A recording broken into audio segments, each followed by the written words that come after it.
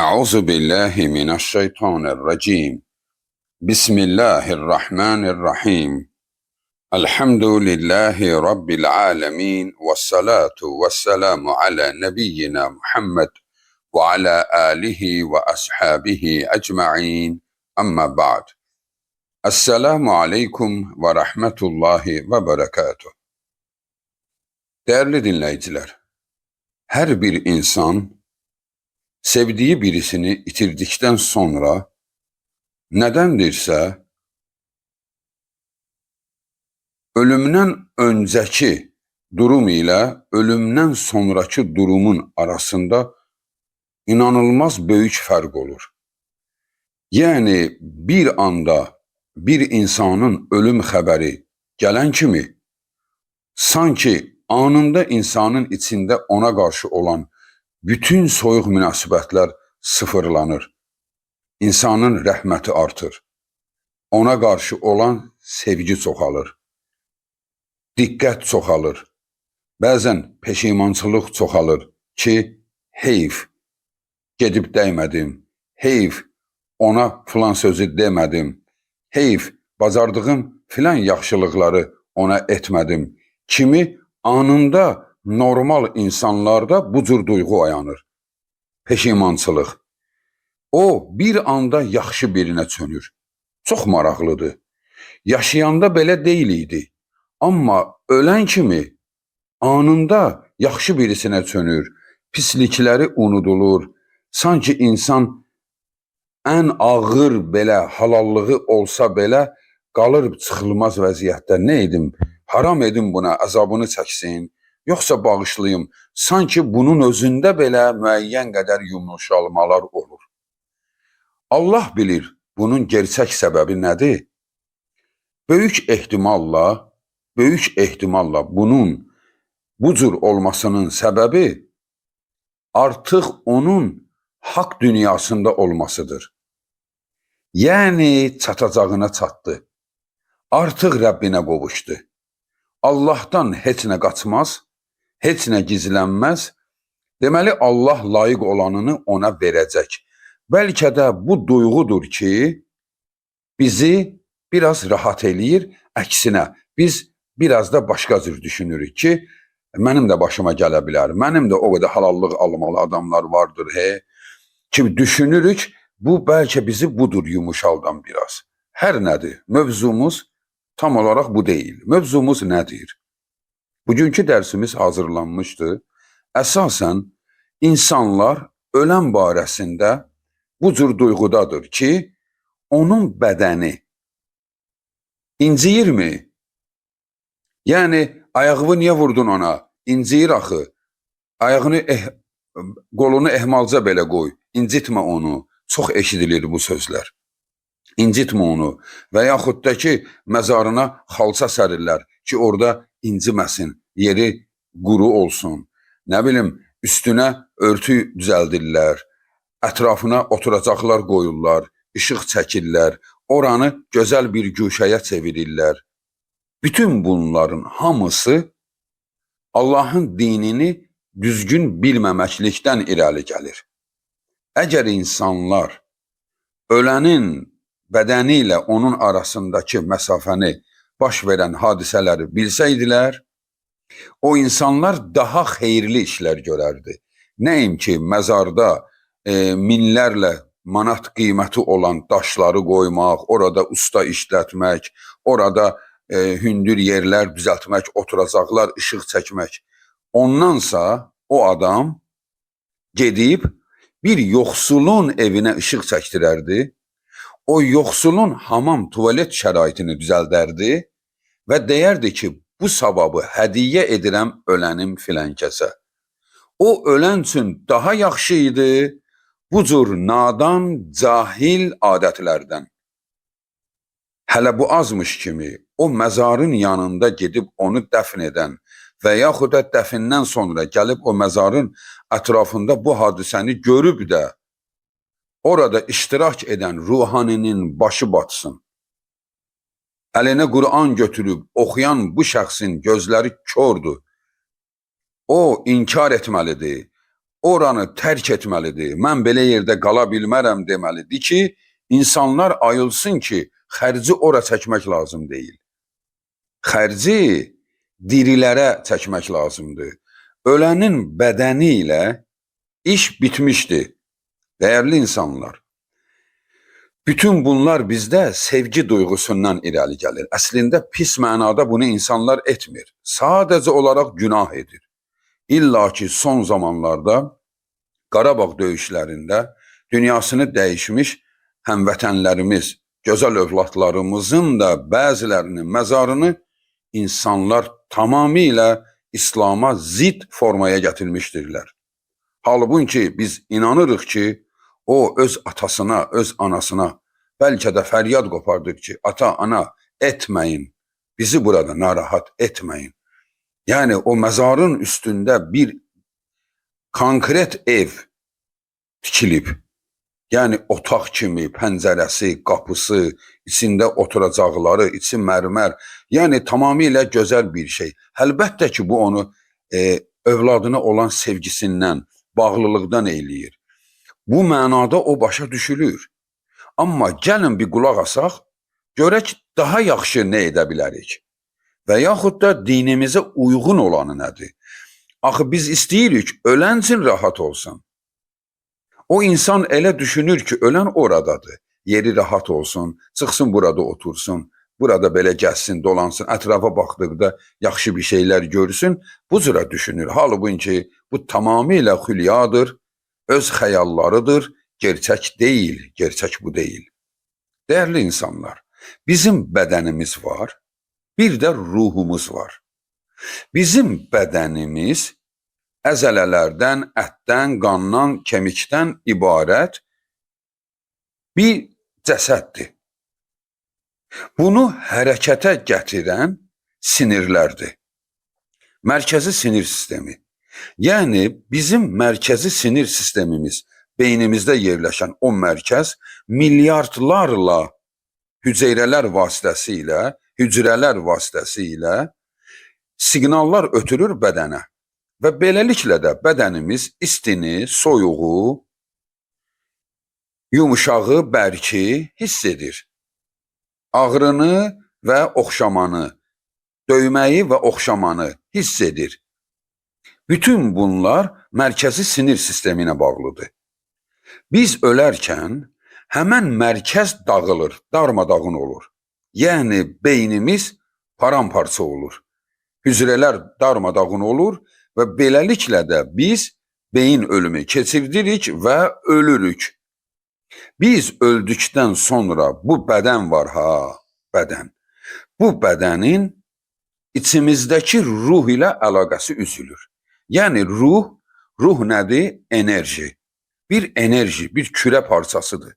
İçimizdə sanki bədənimizin katalizatorudur da o. Sanki yox, elə belədir. Katalizator odur. Yəni bədəni hərəkətə gətirən güc ondadır. Elə bil bir maşının akkumulyatorunu çıxartdın. Benzini olsa belə, bütün təkəri olsa belə, mühərriyi olsa belə, hər nəyi, yağı, karteri, hər nəyi yerində olsa belə o işləməyəcək. Çünki enerji yoxudur. Enerjisi ayrılıb. İndi bugününkü texnologiyamıza görə deyirəm. Yəni bunlar dəyişə bilər. İnsan da belə, insanın o enerjisi ruhudur. Ruh çıxdı bədəndən, mərkəzi sinir sistemi darmadağın olur və beləliklə də bədən artıq heç nə bilmir. Heç nə bilmir. Bax, o bədəni parçalasalar da, onun ruhla əlaqəsi yoxdur. O bədəni oxşasalar da, qızıla bürüsələr də, onun ruhuna şad olmayacaq. Nə əzab versələr bədənə, ruhu narahat olacaq. Necə ki, Həmzənin bədəninə əzab verdilər. Ruhu narahat deyildi.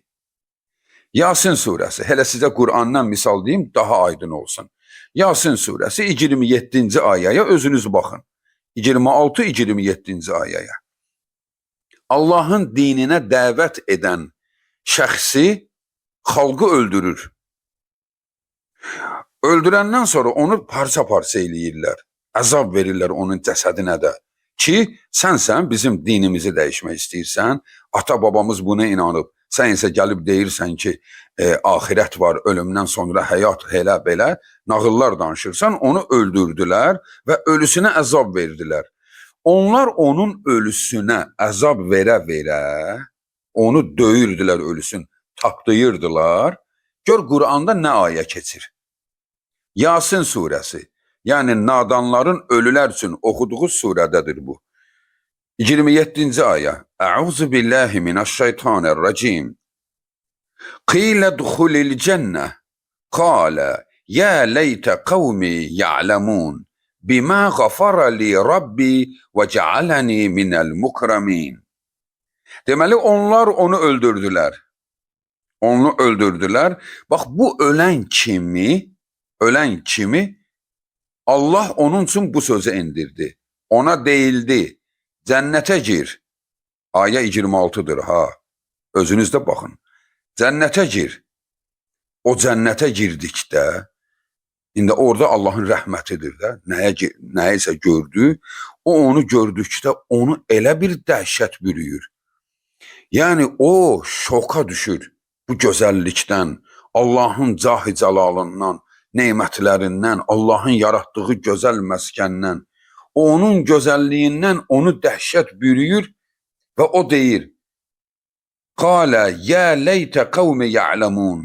Aman Allahım, çaş ki mənim xalqım biləydilər mən nə görürəm.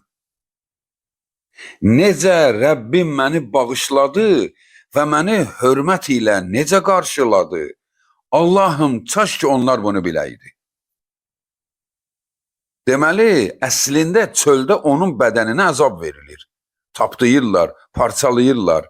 Amma daxildə gör nələr baş verir. Ruhlar aləmində nə baş verir? O keyf edir. Bir də bunun paradoksuna baxaq.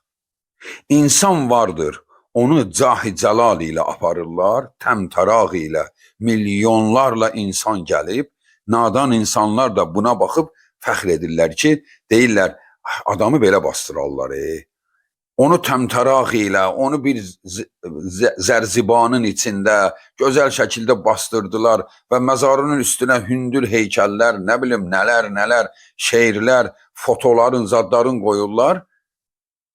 Amma ola bilsin ki, bu da ola bilsin, demirəm hər belənsi ilə bu olur.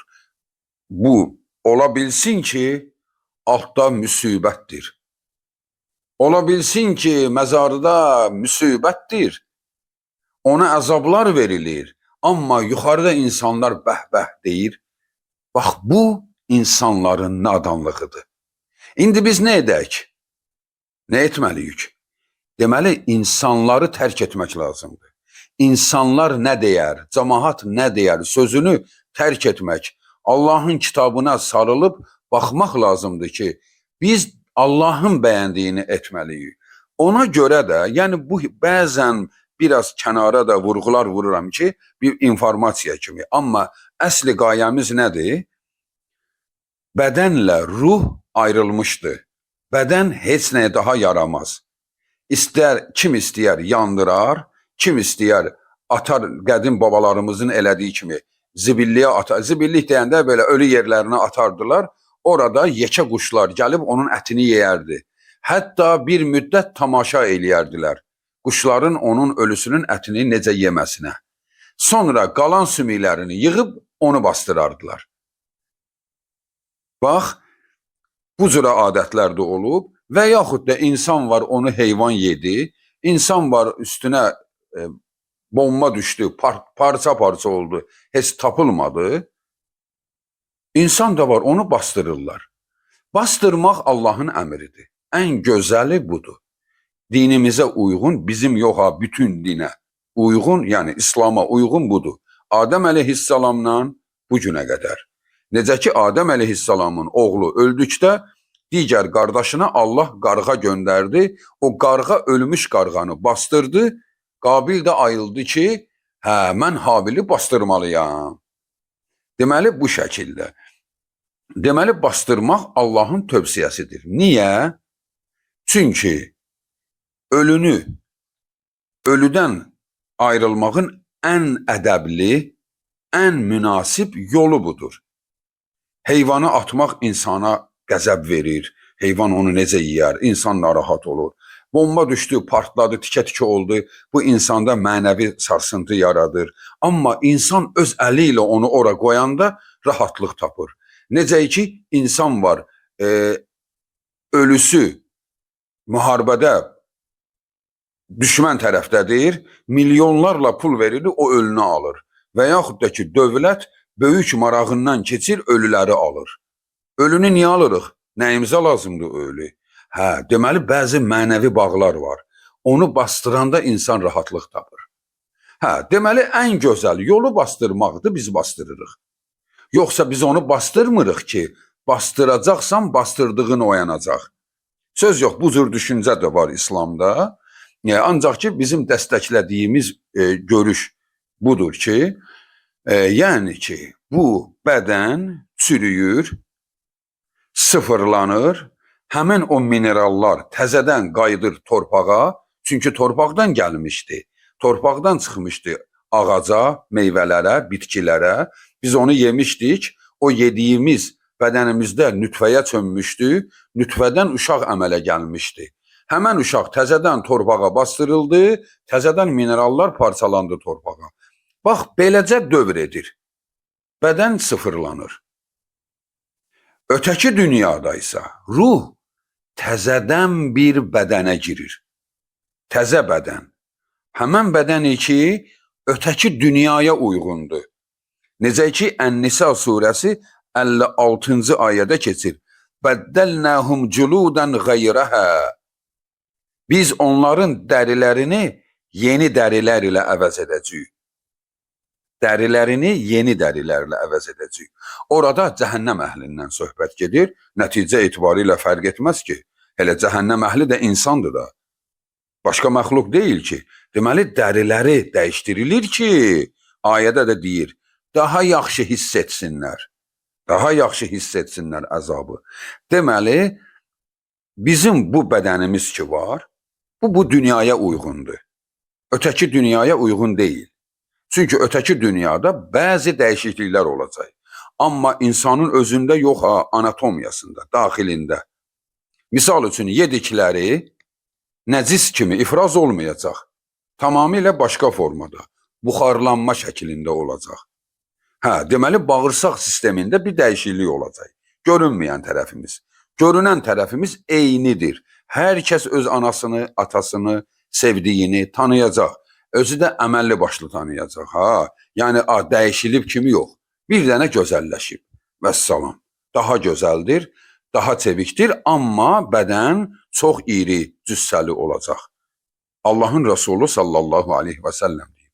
Cənnət əhli babamız Adəm kimi olacaq. Babamız Adəm də çox hündürboy olub. Yəni, əfsanəvi qədər hündürboy olub. Yəni, belə. Deməli, hündürlük mühüm deyil.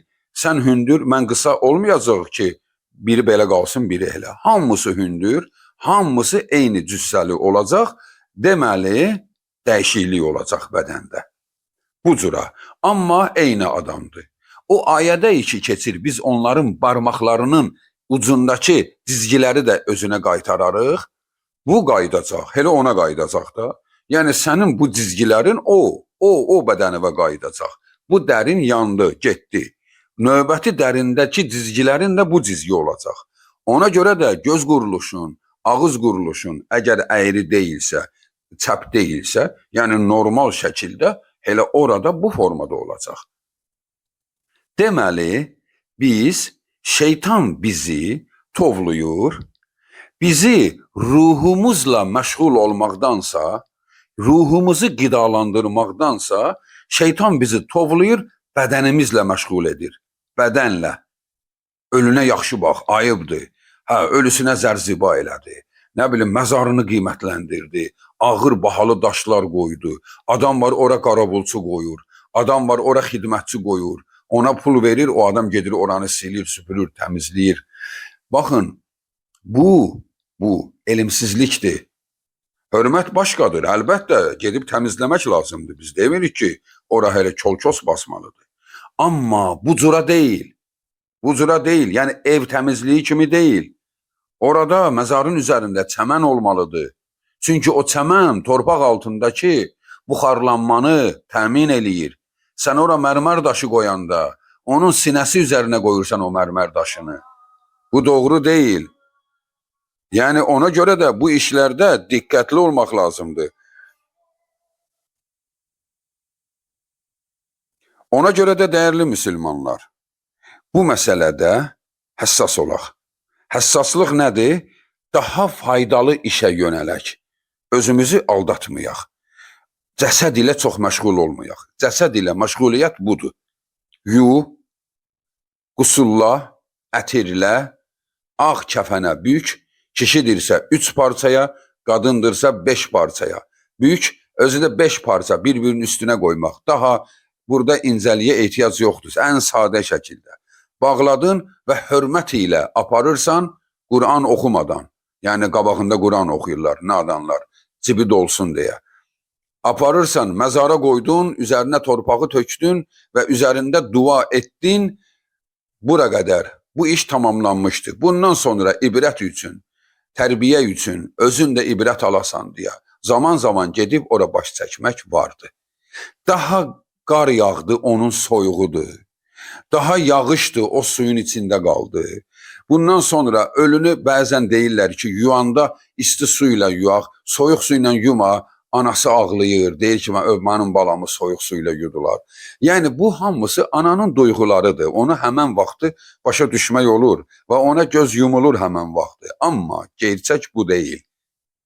Onun bədəninin artıq bədəninə soyuq su vurmağın zərəri ölüyə deyil, ölünü yuyanadır. Ölünü yuyanın qayğısına qal ki, o yazıq bu soyuq su ilə necə yusun. Yoxsa ölü ilə əlaqəsi yoxdur, ölü bitmişdi. Ölünün cəsədi bitmişdi. Artıq o cəsəd bizə deyil, artıq o cəsəd həşəratlara lazımdır. Bizə lazım deyil. Bizə lazım olan bundan sonra onun ilə yaşadığımız sevgi, mərhəmətli, dostluq, bacılıq və qardaşlıq və sevgililik duyğuları qaldı. Vəssalam. Nə duyğular var idisə o qaldı. Artıq cəsəd həşəratlarındır, heyvanlarındır. Bir də qaldı sənin onunla görüşün, Allahın izni ilə gözəl insan olarsa, gözəl bir formada onun ilə görüş olacaqdır. Vəssalam, daha o cəsədə qayğı göstərib də xərc çəkmək lazım deyil. Xərci diri olanlara çəkmək lazımdır. Diri olanlara, yoxsullara yardım etmək lazımdır. Məzara bir qəpiş xərc qoymaq lazım deyil.